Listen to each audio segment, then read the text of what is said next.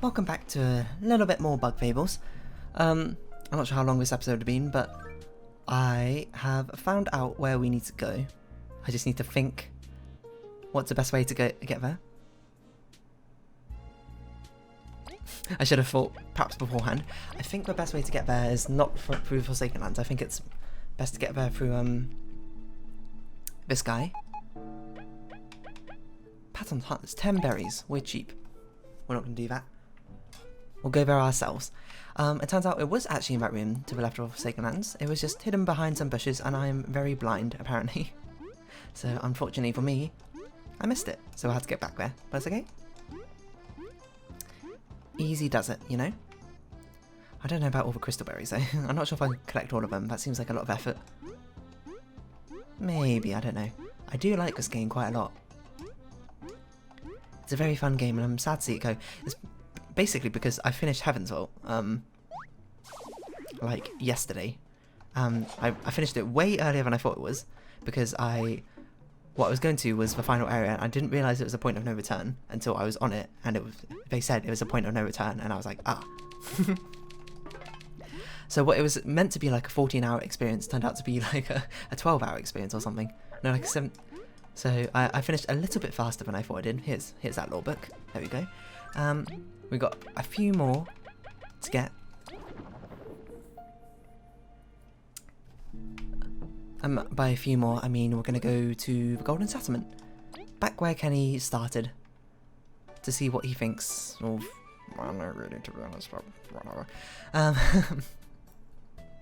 can't really remember where he was when we were here. Was he in the inn? Nope. Were we up here? Nope. I guess we can get all discoveries. Yeah, I don't really want to see Bug Fables go, especially because I didn't expect to finish Heaven's Vault just like that. I thought I had another week or so left in, and I haven't joined the thumbnail for the next games yet. I've only joined it for one of them. And the other one I've sketched out. If you don't know what the other games are, I said during the end credits of Bug Fables, I've actually changed my mind since then.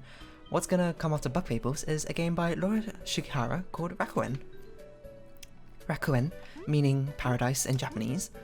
It's a very cool story game, I think. Hopefully, I don't know. It seems like it's my sort of thing, so that's replacing that. And I was initially going to do a short hike after Bug Fables, because I thought Bug Fables would end first. Turns out Heaven's Vault was ending first, so I'm going to do a short hike after Bug Fables, and from there I'm going to do Snakebird Primer. So there. Hey, I missed this place, didn't you? The Golden Settlement does have a very serene mood. I think after seeing the world, this is the place I enjoy the most. You just needed to make sure, huh? Yep, it made me happy to see you around too. It was nice to see you too.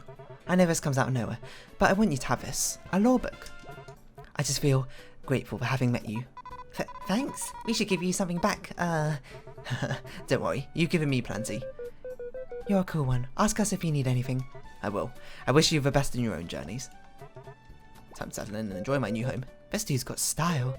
He's very accessorized. He must be a Bee Kingdom regular.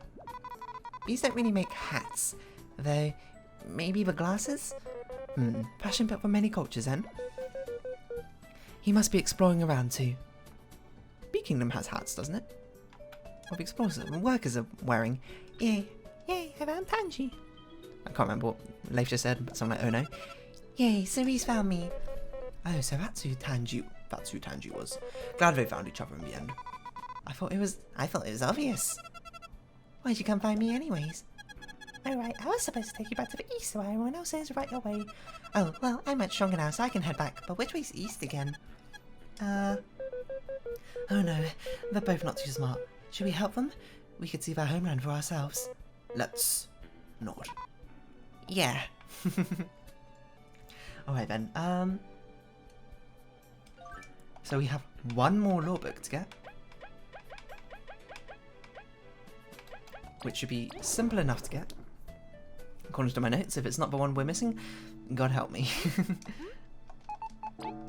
But it should be right outside the underground CD bar. Hey, you see that? There's something else buried over here. A crystal berry. So, I wonder how many crystal berries we're missing. I wonder how many we got in total. Do we have like a log? I guess not. We're also missing some stuff from the bestiary. That one I know is for golden seedling. Are we missing anything else? Probably the only stuff we're missing must be whatever fight we got on Mackie's thing.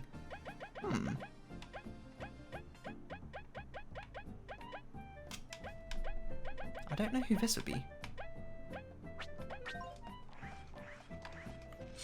Oh, it's probably the car fighting quest, isn't it? I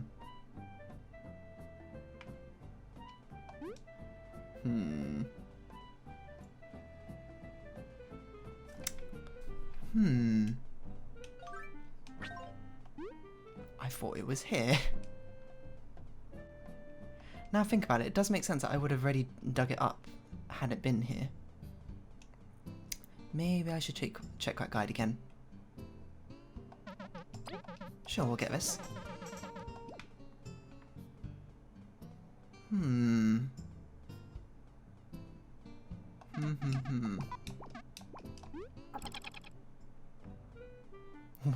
know what? Let me pause the recording while I try and find that guide again. Wow, there's a whole nother quest I didn't even know about that I have to do. Apparently I crossed it off the list too quickly because it was a quest reward and I was like, oh, I've done all the quests. That's fine. No, there's another quest. And I'm an idiot, I'm very sorry. But it's alright, we'll do it very quickly if we can. This might be a shorter episode because I might just be reading lore books, I don't know, we'll see. But apparently, there's so many hidden things in this game in every single area, I actually can't believe how many times we revisit areas and go a different path and find something different. Incredible. Apparently there's someone over here. And this does make sense. Because, spoilers, I already know which NPC we had to talk to after talking to this one. It was an NPC I spoke with and I was like, huh, why are you here? Surely you must have a relevance. Someone here? I must be seeing things. Our apologies for disturbing you. We're, simply looking around. I thought I was finally alone. But even here society follows. We're leaving, okay? Sheesh. Try to have a nice day. I wonder what's the point in doing nothing all day. You could just feel tired or something. Leif, this goes quite beyond simple fatigue. What a cozy place. It's quite secluded from everywhere else. They should build a bridge here. They could build houses and stuff. How dare you, and ruin this beauty? Alright. Wait, that permit. You're explorers. Who else would detour into this cave? You help people, right? Well, Kabbu does. What can we do for you, Sir Hermit? My name's Elom. I can feel that you have something extraordinary. Something I miss, but I can't put it into words. Probably a healthy side of optimism. You're an optimist? It's not that. I can feel you've been somewhere beautiful, removed from others. I know what I miss is there. Can't you try and find it?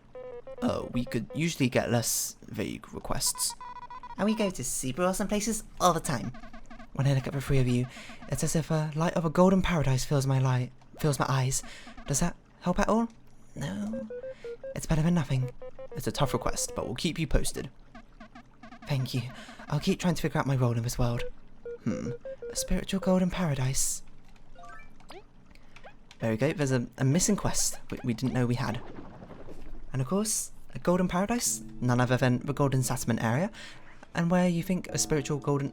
It's defined route, there's the wrong one. Where do you think in the golden settlement is a spiritual place? If you said Venus's location, you'd be correct. Would I work that out? I think I would have. I don't know if I would have realised it's the NPC I need to talk to though. If you don't know, when we went back here to do the Venus's request quest, I was like, why is there a random NPC here? I'm surprised because nearly every NPC in this game I think has a purpose, whether it be through a side quest or the main quest. And I was like, it's weird that you're here and I have no idea why you're here. But here we go. I wish these pilgrimages would last forever. I can't get enough of this golden paradise. Wait a second. Huh? What? You three look like you are looking for something up here. Are you not? That's very perceptive of you. Indeed we are. Do you think I could help you? I doubt it, but we thank you for your offer. Oh, come on, try me. I know these hills inside and out. Let me check our quests. For someone who's restricted himself to a small cave? Kind of a weirdo, right? Could you take me to him? For what purpose? I don't know. I think I can help. Trust me? This whole request chain is a bit abnormal. Very well. Please stay close to us, and we'll escort you to Sir Hermit. No rush. Don't forget to enjoy the sights you came here for too. I don't know if we can use the Ant Kingdom thing again, so we'll exercise some caution and pretend we can't. You just gonna stand up, lady, or okay. Well, we must be able to, otherwise how else are we gonna get there? Unless they want us to backtrack through the entire Golden Settlement, which is absurd. She actually comes with us, it seems, so that's good. Or maybe she doesn't appear here, let's see.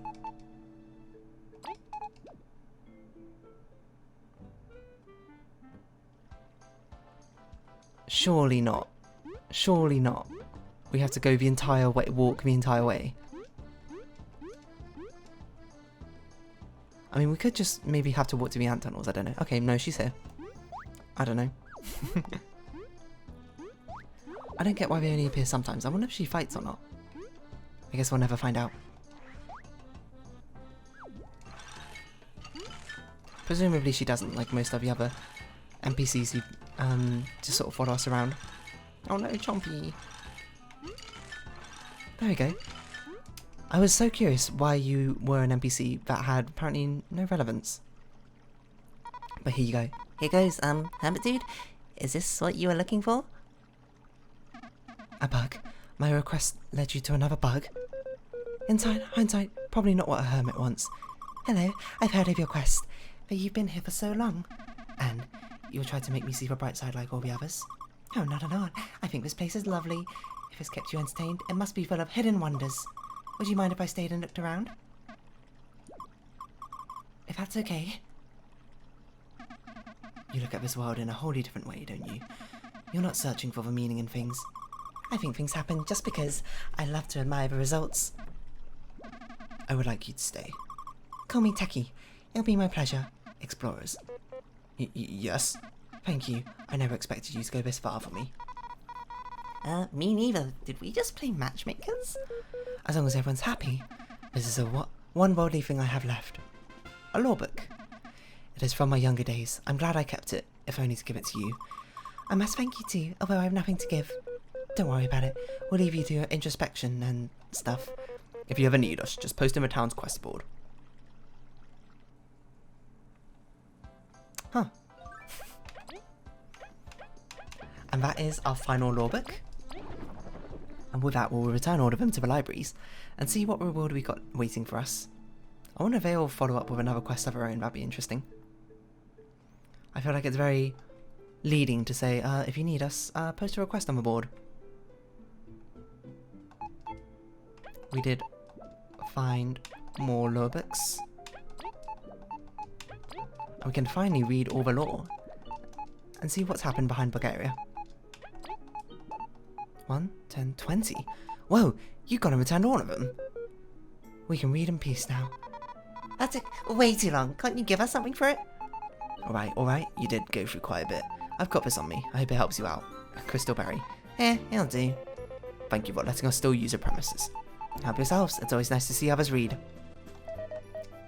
See how many more discoveries we got, if any. Sorry, not enough. But there we go, another quest done. And thus we only got Mackie's quest left and the card quest. But I think for now we'll just spend the rest of the time reading all the lore books. See what we got. Oh my word, this is long. I had to drink some water for this.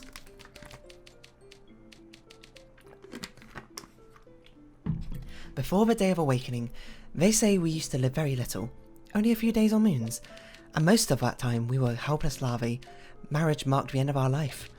It's inconceivable nowadays. For one, we don't even remember being larvae. Truly, becoming an adult is like being born, and then we get to enjoy this beautiful land for many years. It's hard not to pity our ancestors who had to give up life soon after becoming aware of it. After tears were shed over Elizant's too sudden retirement, it was time to crown the new queen. Elizant's second speech radiated power over kindness, leaving many uneasy. Although everyone cheered, doubt and fear festered among the populace. They could only wait and pray their new queen would be just... The Ladybug exile? This has got me curious because I don't know what happened about this. It'd just been 1 moon after Queen Elizant II took the throne. Farmer ants kept reporting the disappearance of many aphid eggs. After a thorough investigation, a band of 17 ladybugs were found to be the culprits. Yes, 17! Her Majesty acted quick and restricted entry of most ladybugs from the Ant Kingdom. As of this time the book was written, many special permits are required for them to visit. The move was seen as very controversial and has been the Queen's most criticised decision. It remains to be seen how our generation will handle the shifts caused by this event. That makes sense. That's why ladybugs had such difficulty travelling around, which is amazing the ladybug travellers did as well as they did. After the Day of Awakening, many bugs changed form. We evolved to be able to live as we do now, but not all bugs evolved. Some remain untouched by the Awakening. We call them lesser bugs. It seems very, Spiders, midges, weevils, and some others did not gain sentience. They remain unchanged. The causes for that are still being researched, but unless another Day of Awakening happens, it will be difficult to study the changes. Sequel? However, it's been concluded lesser bugs have become more ferocious and will attack bugs that come near them. The everlasting sapling. It is said that the sapling was a creation of the roaches. The legends of the saplings have brought their first settlers to Bugaria, bringing upon the creation of the Ant Kingdom. According to legends, it is said that eating even one of its leaves will grant immortality to the bug that eats it. Our only clue to its whereabouts are artifacts mentioned in ancient texts. They say one resides in the snake mouth den, but its dangers have proven too much to conquer. Was it truly made by the roaches? Could it have caused the roaches to vanish? I hope this chapter of history will be cleared up in my lifetime. It might have been cleared up depending how old you are. Rumours say that during Elizant I's rule, roaches that lived in Snake Mouth Den were faced with a sudden demise. In one night, all of the roaches that lived there were gone, and fungi monsters appeared, the cordyceps that reanimated Leif. Expeditions sent have always suffered losses, so the search for a reason was put on hold. Snake Mouth Den is rumoured to be a host to many ancient crystals. Could that be the case? Maybe. The bees are close allies of ants, and came in shortly after Elizant first settled down in these lands. While they used to make honey themselves, technological advancements made robotic drones slowly take over for honey's production. Many bees of a newer generation, borrowing scholars, do not fully understand how to make it. Their society is mostly composed of females, with males residing in the queen's chambers. Really? The guards, maybe? Although they've been around long before Elizant First's arrival, the wasps live just outside of Bugaria, thus the ants hold the title of the first settlers. They control most of the northern territory, composing of the far grasslands and the wild swamplands, and will attack anyone that they catch intruding. Due to a history of internal conflict, even the young are well versed in military tactics and combat. Brief history of termites. The termites, like the wasps, lived in these lands before Elizant First, and like them, lived just outside of Bugaria, an isolationist society. They say the termites were close allies of the roaches, and as such possess advanced technology within their dome. Unlike bees and ants, the termites possess both male and female soldiers and workers in their societies. They're also very good builders and know how to use clay well, and very technologically advanced, to be honest. The roaches. Roaches are the oldest of the bugs that rose after what they call the Day of Awakening. Having mastered the art of crystals, their civilization rode on to the top of their abundant power source. We need to visit the roaches again, I didn't think about that. However, they suddenly disappeared. Many have speculated on the reason. Popular sentiment is some sort of civil war must have led their civilization to crumble. Personally, I doubt it. Surely some would have remained then? If some roaches did survive, they lived far from Bugaria. Perhaps not even they would know of what their ancestors did. Lost art of flight. History tells of insects soaring the skies, covering great distances. Nowadays, only the bees, wasps, and a few lesser species seem to retain that privilege. Even so, most bugs continue to possess wings. Day-to-day life doesn't quite need flight, so perhaps we as a collective have evolved past it. Could it be that one day bees will not flap their wings any longer? Ooh. A vestige of an older time, perhaps. Mantid claws? According to data found in ancient roach slabs, mantises used to have claws instead of hands before the Day of Awakening. What a weird way to live. How would they be able to hold stuff to make art or even cook nowadays? Thinking about it, this might be why they have an affinity for sharp tools. Fascinating. Some lesser mantids and mimics still have claws instead of hands. Such a pity. Doesn't that mantis girl who really loves wasps still have claws? Maybe she doesn't. She might have long sleeves, I can't remember. Ancient crystals. Many crystals exist around the world, filled with mysterious power. The old roaches learned how to harness their magic, and crystals are now used as power sources for many machinery and other things. No current side effects from a crystal exposure are known, making them relatively safe. Some children's tales mention that sometimes sounds can be heard through them, if in a quiet enough place. Probably fake. Archaeologists say that these crystals appeared at the same time of the Day Awakening started, suggesting a link between them and that event. So these crystals, filled with power, somehow caused them to ascend, maybe? I'm not sure. Family structure and social bugs. Bugs can be classified into two types, social and loners. That's a bit of a reductive one. Social bugs usually have a queen, the mother of a colony. Although all individuals are siblings, they do not tend to see it that way. Some individuals grow closer to others by choice, creating their own small family cell, like Jean and Violet. Social bugs are separated into workers or civilians. Workers are born to protect and take care of running the colony. Workers take their jobs very seriously and will fulfill their duties the best they can. Recently, some workers have rebelled to lead a loner life. This too could be an evolution. Civilians form family bonds more easily and care for the general well-being of their colony. It should be noted that social bugs referring to their queen as mother is considered a taboo.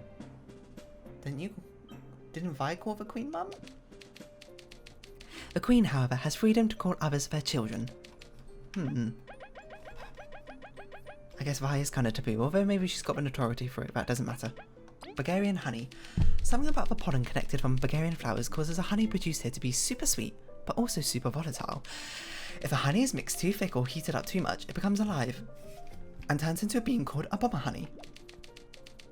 Scientists are still trying to figure out what causes the honey to turn into the beasts. Many tests point towards crystal fragments of the plants of Bugaria being the culprit, but there's no conclusive proof. Full of mystery. Berries as currency. It is unknown how long berries have been how long bugs have been using the specific type of berries as currency, but it is a very effective method. Hard, long-lasting, and very bitter. These berries are almost never eaten for their horrible taste. Their small size is perfect for carrying them around too. There have been recorded cases of some bugs actually enjoying eating these berries, but almost no one can stomach their taste. Like, Diana, right? The digging ant. How many are there? Decent amount more. Dark cherries. There are some rare berries in Bulgaria that are worth a lot. A lot. We call them dark cherries. A red counterpart has been found in the eastern lands, but due to how common they aren't as sought after. The dark variants strangely seem to grow underground. Meanwhile, the red ones grow in tall trees. In any case, some bugs have a keen sense of smell for dark cherries. They're hard to find them so that they can be sold to collectors. Like the one we found of underground bar, the Era of Deceit. After the Day of Awakening, not all bugs stood equal in society. Many ants, bees, wasps, and others failed to evolve with the rest. Many long disputes and frustrations occurred because of this. Thankfully, within the passing of time, all bugs experienced the awakening. Well, all of those species of bugs, we should say. Youngling care. Since Day of Awakening, we mature faster, but our infant stage is still critical. There can be events where the caterpillar or grub stages get interrupted, causing unforeseen consequences. If one is not careful, the youngling can turn into a dangerous lesser bug. Nurseries must be protected and treasured at all costs so that our future generations don't suffer such a fate. I don't think we've seen a nursery though. Small jump cut there, don't mind me. A study of magic. Magic is uncommon, and few bugs are able to use it. Some bees theorise that crystal exposure can grant magic powers, but testing yields no fruit. Yields? Should it be yields? Anyway. A legendary wizard that lived in these lands used to experiment with crystals to learn their magic properties, but he suddenly disappeared, and all knowledge of how crystals relate to magic disappeared with him. Is that the spider wizard? Rumours have said that he might be living in the far grasslands, but no traces of him have been located. The Mother Crystal. Deep underground below the Forsaken Lands, it is said a massive crystal resides. Said crystal might be linked to why Bulgaria is such a haven in this area. The ancient roach test suggests it fell from the heavens during the Day of Awakening, piercing the earth. They say the crystal's aura protects Bulgaria from the outside world's great perils. Some say that it's tied to the goddess Venus, the local deity of the Golden Settlement, although personally I would prefer not to speculate using local folklore. Further study is necessary, but the termites probably prohibit anyone from digging under the Forsaken Lands. Until relations between the kingdoms improve, reaching the crystal is currently impossible. Sequel hook? The Deadlands. The gigantic feral beasts that surround Bugaria. It's uncanny how we've gotten used to them. Alicent first braved the Deadlands, riddled all those creatures to ensure our peace. Although Bugaria is protected by the Mother Crystal, I struggle to write when I think of what could happen should that crystal lose its power. Sequel hook? The Northern Kingdoms? Far beyond the swamplands lay the Northern Kingdoms, home to mostly many kinds of beetles, where Kabbu is from. They are very traditionalist and hold honour above all else. However, many travel to Bugaria to escape the Deadlanders' attacks. The trip to Bugaria is hard enough, but the north houses the swamps filled with more dangerous creatures. To avoid a wasp's hostility, most take the long route around the kingdom. It's the most insane of trips. Truly, the lives of a Northerners isn't an easy one. In honour of Bit and Master. The Eastern Lands. To the far east of Bugaria lays the Deadlands we fear so much. Monsters everywhere, and a feeling of utter dread.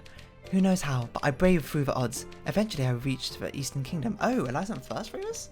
What? Or someone else wrote this. I don't know who wrote these. It is so different compared to Bugaria. It has many exotic fruits and materials that cannot be found in our kingdom. Many of its denizens live in a very close community that shuns outsiders. The only exception to this seems to be a rare species of bug that resemble fruits. Although friendly, other eastern bugs appear to stay clear of them. Is their smell too sweet? Like tangerine and cherries, right? If I don't go back to Bugaria, I'm glad I got to meet them. The giants. Every day, more ancient artifacts pop up. Given their size and unknown purpose, scholars believe giants roam these lands. They could have existed all over the known world in giant kingdoms to protect them from the Deadlands. When the Day of Awakening happened, the giants must have vanished. Only their artifacts remained. There's no way to know, is there? Maybe they caused the awakening themselves. Perhaps they fell to the Deadlands, or created them themselves. Maybe someday they will return to reclaim their own home, their old home. Maybe they've left for another world. I am a bulk of facts, but even I am reduced to daydreaming about their fate. At least we have our monuments showing us glimpses of days past. And lastly, the Day of Reckoning. The following cannot be confirmed, having been retrieved from a book in the Roach's village ruins. According to this book written by Roderick the Roach Scholar, what we call the Day of Awakening, the Roaches call the Day of Reckoning. It was an event where they woke up to the world. They share our belief that before that day we were not different from lesser bugs among us. A cataclysm happened suddenly, which banished the once fabled giants to another world. Only bugs and some other creatures were left in this world. After said cataclysm, the roaches became sentient, giving birth to civilization. Other books by Roderick mentioned fires raining down from the sky and destroying the earth. Expeditions have not found craters or traces of such a disaster. Its constant mention in the roach text suggests it was a big part of their culture. Or could it be religious creation myth? Roderick, were you lying? How are we supposed to find out? Curses. I'll keep this book hidden away until I can find the truth. I'll head into the Eastern Land once more if I have to. And then they never returned. Anything to say to that? Help yourself to the books anytime. You've been a great help. But with that, let's round off this episode here because that was a lot of reading and my head's getting dizzy from how much reading that was. So anyway, if you have been watching, thank you very much. This has been Bug Fables and I've been Dear Darling. I hope we can see each other again. But for now, it's our farewell as I make my way over to a save point. So until next time, bye bye for now.